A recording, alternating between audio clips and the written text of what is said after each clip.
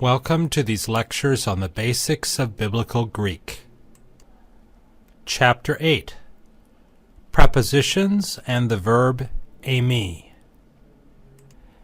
The chart before you provides a review of the case endings of the first and second declensions.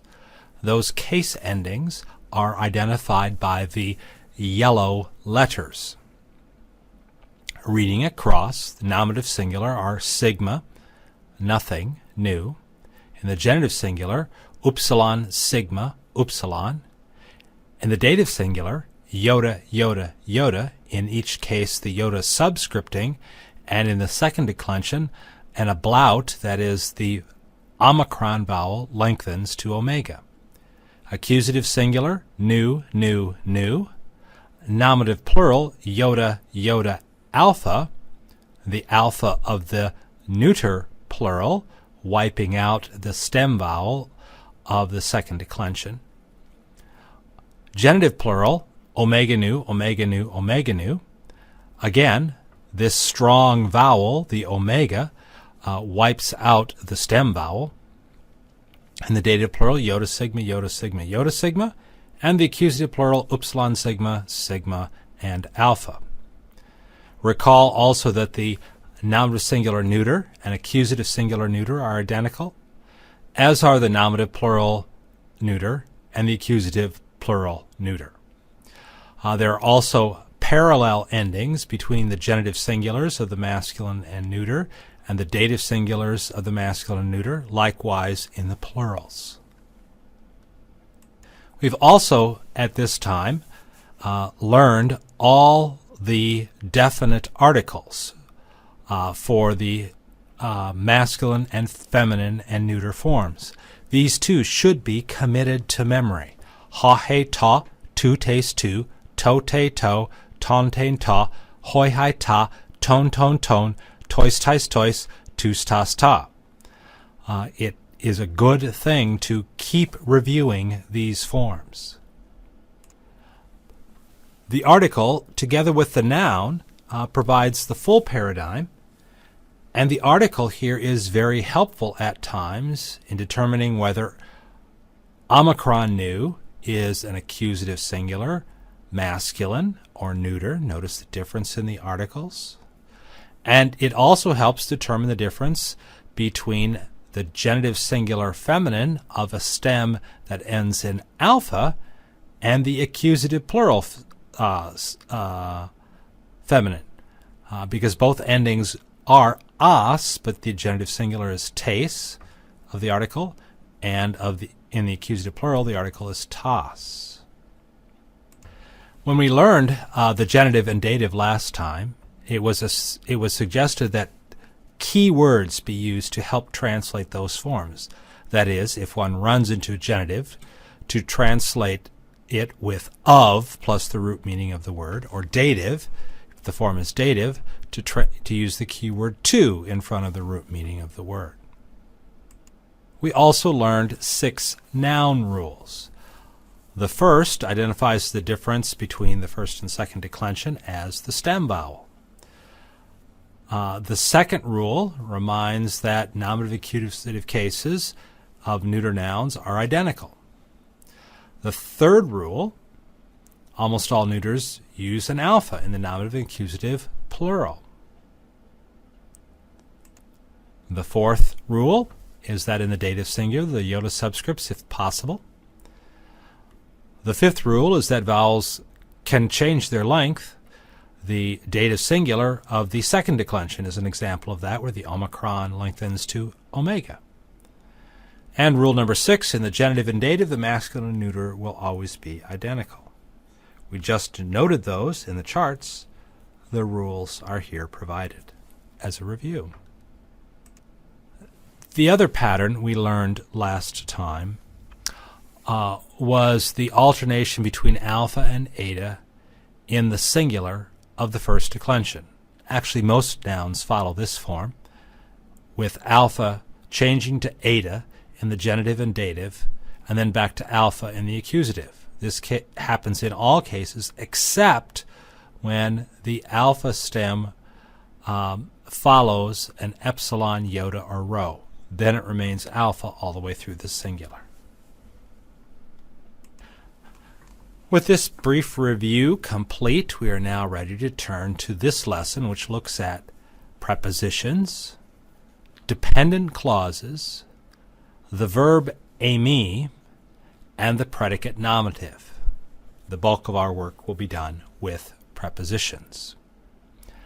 The nice thing about this lesson is there are no new noun forms to master, so we end up reviewing those forms as we work with them.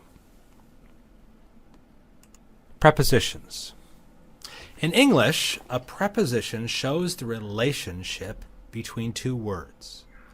So in the sentence, John came with his disciples, the preposition with shows the relationship between the disciples and the word came. John came how?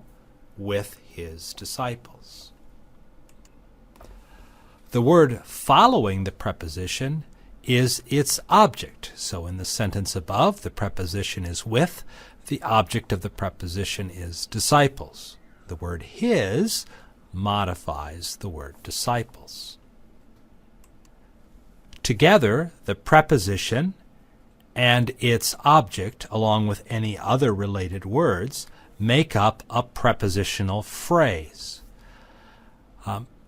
In English, that prepositional phrase can be marked off from the rest of the sentence, so one can then discern whether it relates to a noun or a verb.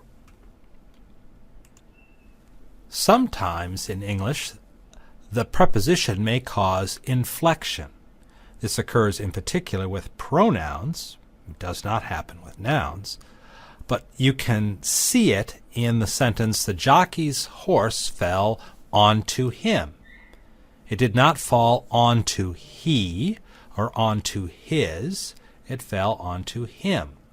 The objective case of the pronoun is used with the preposition onto.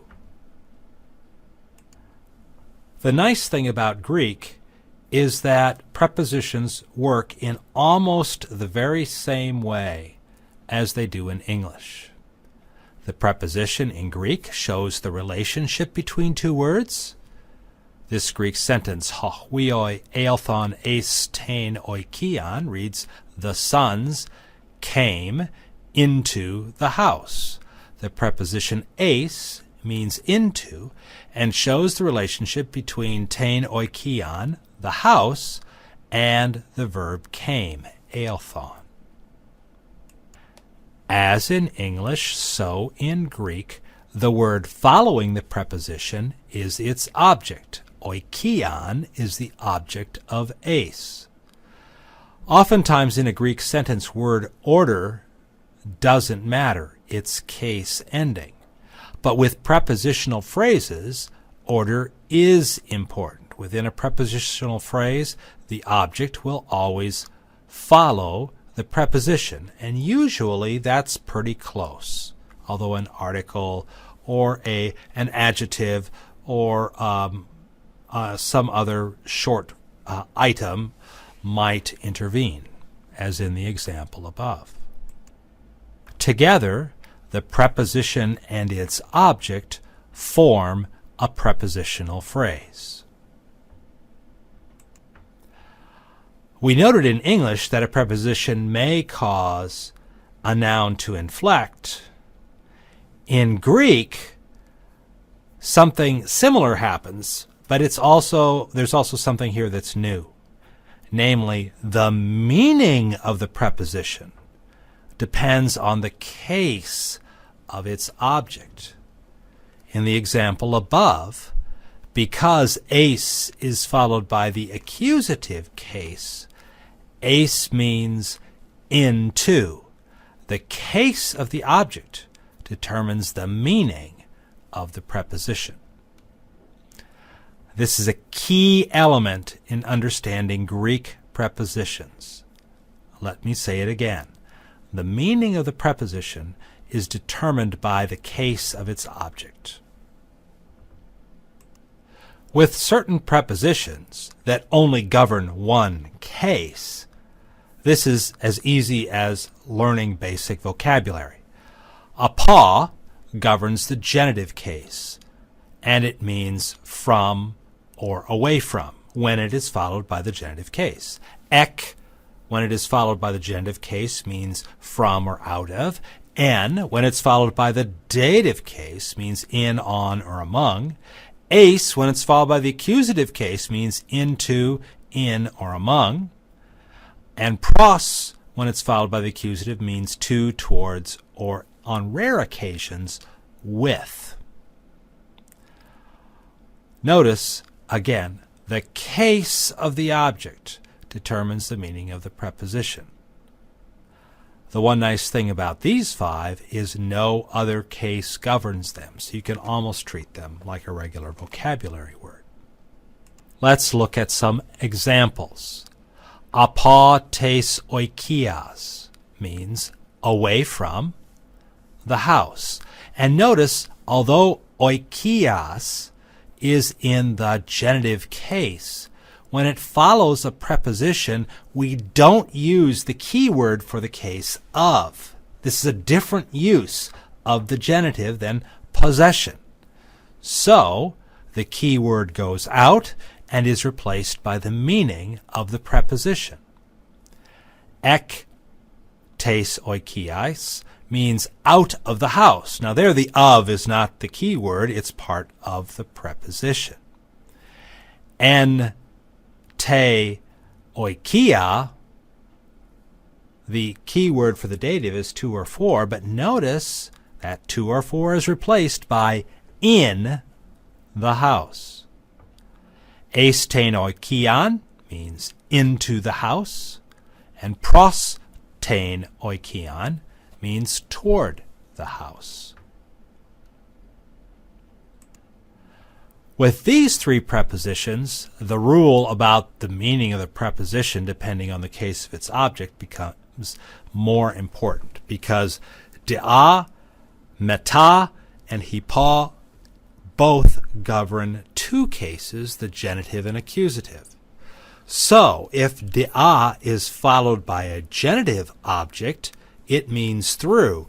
But if dea is followed by an accusative object, it means on account of. So when translating a prepositional phrase with dea, don't translate dea until you know the case of the object. If it's genitive, translate dea as through. If it's accusative, translate dea as on account of. Similarly with meta. When meta is followed by a genitive case, it means with. When it's followed by an accusative case, it means after. And the same situation is true with hipa. When followed by a genitive, hipa means by. When followed by an accusative, hipa means under. The meaning of the preposition depends on the case of its object. Look at these examples. Dea tu Jesu. Dea is followed by a genitive object, so it means through, and the prepositional phrase means through Jesus. But in the second example, dea is followed by an accusative object, and so it is the prepositional phrase is translated on account of Jesus. In the third and fourth examples, where we have meta, but notice how the first example, meta, is followed by the genitive. In the second example, it's followed by the accusative.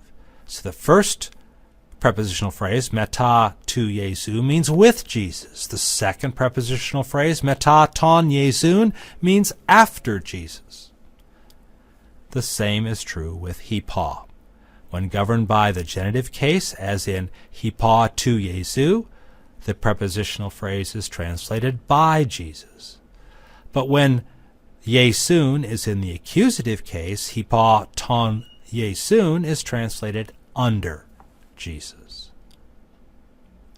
In all of these cases, also recall, their keywords are not used. They have been supplanted by the preposition. Probably the most challenging preposition of this lesson is para, because it governs the genitive, dative, and accusative cases. And depending on the case of its object, its meaning changes. From, beside or in the presence of, or alongside of, like lined up on alongside of. Let's look at some examples. Para tes oikias. Para followed by the genitive means from the house. Para to Jesu. Para followed by the dative means in the presence of Jesus. Para tain thalasan. Para is followed by the accusative case alongside of the sea. Unlike nouns and adjectives, prepositions don't inflect, but they do contract if they are followed by a word beginning with the vowel.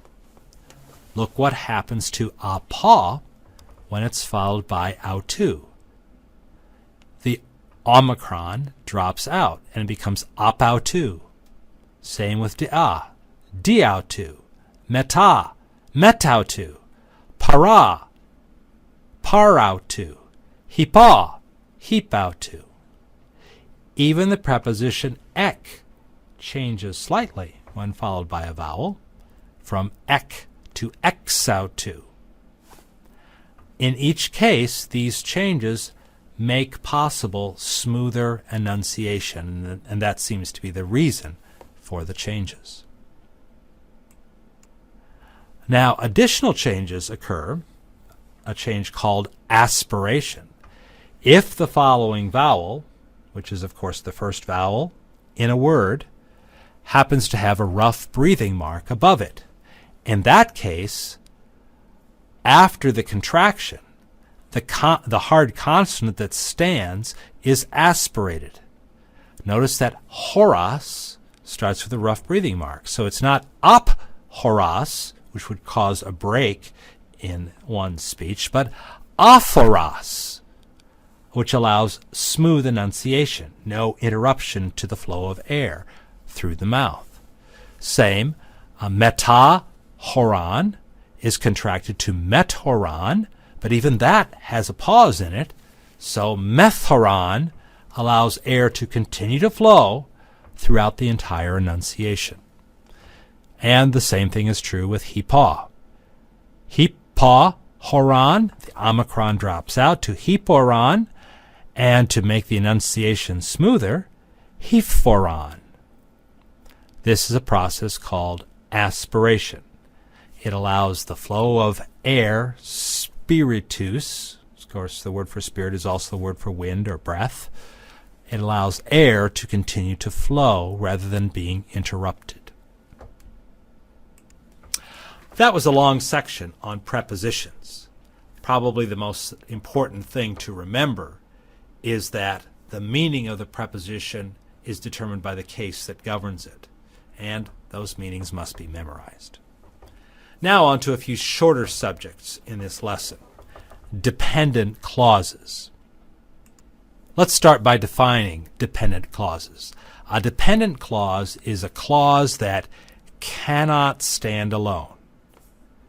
For example, Sally caught the child is a clause that stands all by itself. It is complete in its meaning. However, the phrase, after Sally ran into the street, that phrase is incomplete in meaning. It's a dependent clause. There must be a main clause to follow. A dependent clause is a clause that can't stand alone. So a dependent clause is one that depends for meaning on the main clause. The phrase, if I go to my room, is incomplete in meaning. But a complete meaning would happen if the sentence is, if I go to my room, I can take a nap. In Greek, you have learned two indicators of dependent clauses, two words that introduce different types of dependent clauses. In a previous lesson, you learned hoti, which means that or because, and it introduces a dependent clause. Because she is strong is an incomplete concept. It requires a main clause. In this lesson, you learned the word hina, which means in order that. In order to get good grades is an incomplete concept, but the sentence, I studied hard in order to get good grades. Now that's a complete sentence. It has a main clause, I studied hard, and a dependent clause, in order that I might get good grades. Let's look at a specific example in Greek. Ho kyrios epen aute, hina pistiue. The main clause, ho kyrios epen aute, is translated the Lord spoke to her. It's a complete concept, a complete idea. It's the main clause. The dependent clause is in yellow. Hina pistiue. It means in order that she might believe. The clause in order that she might believe is incomplete by itself. It depends on the main clause. Having talked about prepositions and dependent clauses, we next turn our attention to the verb eimi. As you were told previously, the approach to Greek that we're using in the basics of biblical Greek is to focus on nouns, pronouns, adjectives, noun concepts before we take up the verbs. However, the verb eimi is so frequently used that we're going to learn it as a vocabulary item now. So, a couple of words about verbs. First of all, verbs inflect like nouns, but whereas nouns have case endings that tell you how they are used, each verb has a personal ending, and that personal ending tells you what the subject of the verb is. The personal ending indicates person, whether the subject is first person, the person speaking, I or we, or whether the subject is second person, the person spoken to, or whether the subject is third person, the person spoken about, she, he, it, or they. But the personal ending also indicates number, that is singular or plural. So, there are two first-person personal endings, two second-person personal endings, and two third-person personal endings, or 6 basic forms to a Greek verb tense. First-person singular, second-person singular, third-person singular, first-person plural, second-person plural, third-person plural. Or, in English, I, you, singular, she, he, or it, and then in the plurals, we, you, plural, they. And just like in English, so in Greek, a verb agrees with its subject in person and number. So if the subject is a third-person plural, the verb is third-person plural. Now, as an aside, later on you will learn an important exception to this rule, but that exception is drifting away in Koine Greek. It's almost disappeared. Nonetheless, we'll learn an exception later. Let's then look at the 6 forms of the verb eimi. We're not going to teach you what the actual personal endings are now, because with eimi the formation is rather complicated. When we get to verbs, we'll start with much simpler verbs than eimi. So, for all practical purposes, just treat the entire verb as one thing and memorize it as a vocabulary word, make 6 cards. But the first person singular of a me is a me, and it means I am. The second person singular is a, and it means you, singular, are. Now, English is ambiguous. And you can't tell in English whether you is singular and plural. In Greek, you can. So when you're translating the second person in Greek, you need to specify whether it's you or you all, or you singular or you plural. Estin is the third person singular, and it means he, she, or it is. The first person plural is esmen, we are. The second person plural is este. That means you, plural, are. Not you individually, but you all as a group are. And the third person plural is esin, they are. Again, for right now, don't worry about personal endings. Just memorize each of these as a vocabulary item. A me, I am. A, you singular, are. Estin, he, she, or it is. Esmen, we are. Este, you plural, are. Esin, they are. You will note that the third person singular and the third person plural both end with anu. These forms are called movable news. They add nothing to the meaning of the verb. They just allow smoother enunciation with what follows them.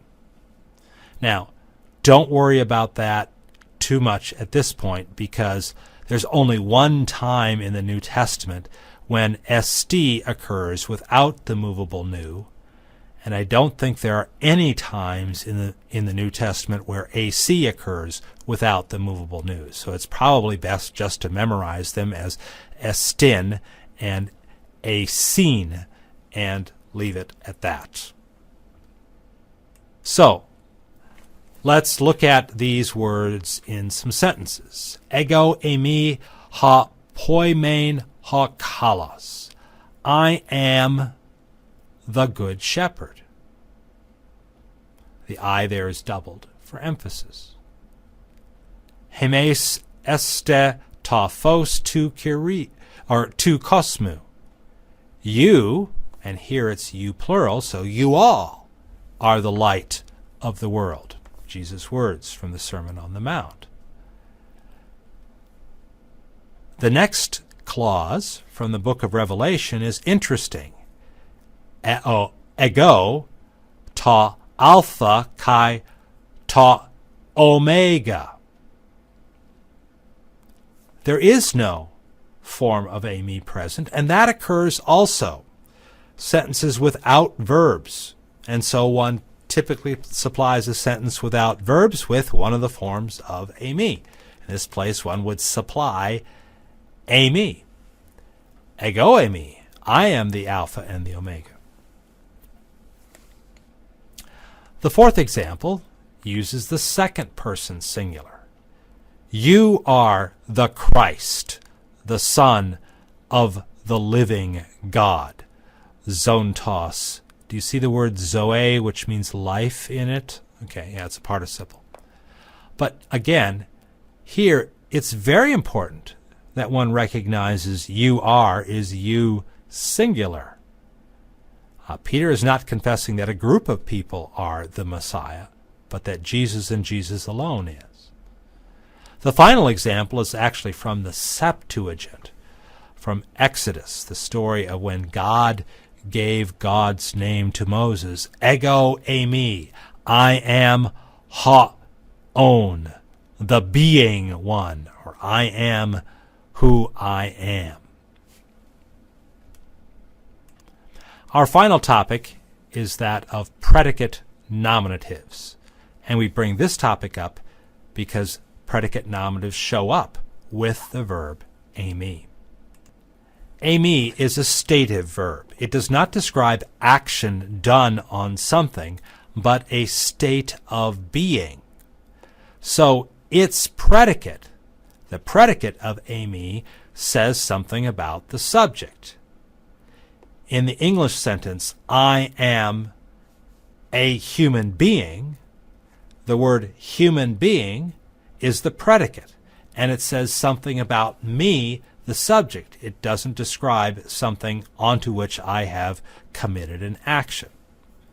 So a predicate in Greek following a stative verb is in the nominative case. So you now know two uses for the nominative case. The nominative case can be the subject of the sentence, or it can be the predicate nominative if the verb is one of the forms of a me. The same thing occurs in English. The correct form is I am she, not I am her. Nominative case, or in English, subjective case, follows a stative verb. In those examples I just provided for you of various sentences with forms of a me in them, I was focusing on the meaning of a me, but I want you to notice all the predicates. I am the good shepherd. Notice poimen, although you don't know how to parse poimen, look at its article. It's a nominative, singular. You, plural, are tophos. Phos is the word for light, photography. But notice, the article, again, you can't parse that yet, but the article tells you it's nominative. I am ta alpha. Again, a nominative. You are ha Christos. Again, a nominative. I am the one who is. Ha-on.